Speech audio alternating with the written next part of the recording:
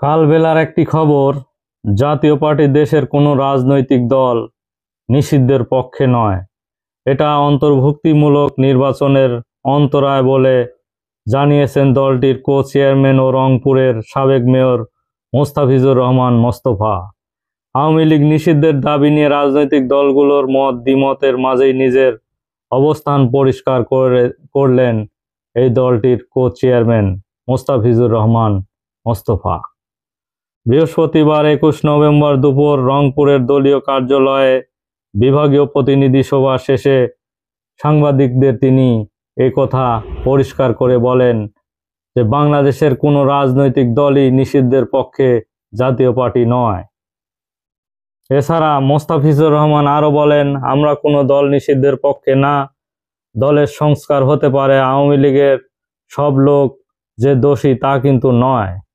যারা অপরাধী তাদের আইনের আওতায় নিয়ে এসে বিচার করেন, কিন্তু অনেক মানুষ আছে নির্দোষ, যারা কোনো অপরাধের সঙ্গে যুক্ত নয়, তারা কেন বঞ্চিত থাকবে? কোনো দল নিষিদ্ধ করা নির্বাচনের অন্তরায় বলে তিনি জানিয়েছেন।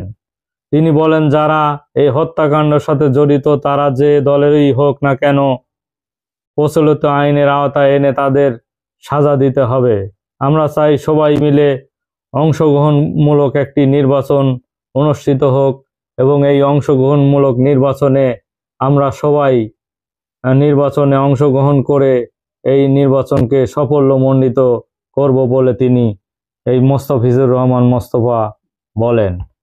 রংপুরের সাবেক মেয়র বলেন, সংলাপের অংশগ্রহণে জাতীয় পার্টিকে আমন্ত্রণ না জানালে প্রধান উপদেষ্টার কাছে দাবি তুলেছিলেন কয়েকজন সমন্বয়ক।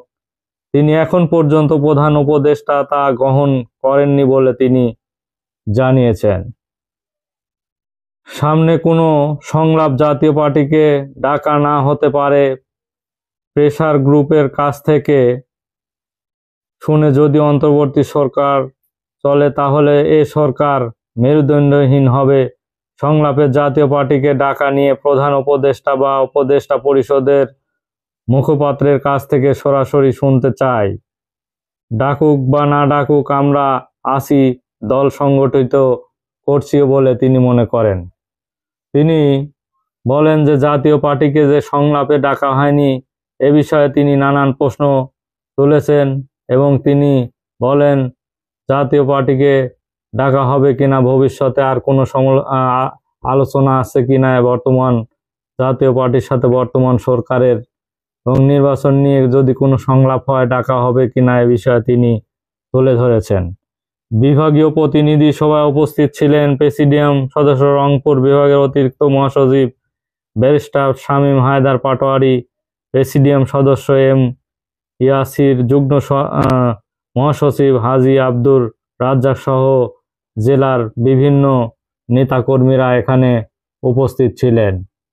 এই মোস্তাফিজুর রহমান মোস্তফা বলেন, আসলে আমরা কোনো রাজনৈতিক দলকে নিষিদ্ধর পক্ষে আমরা কখনোই ছিলাম না এবং এখনো নাই, এবং আমাদের নির্বাচনে অংশগ্রহণ করতে দেওয়া হবে কিনা এ বিষয়ে আমরা স্পষ্ট শুনতে চাই এই সরকারের মুখ থেকে।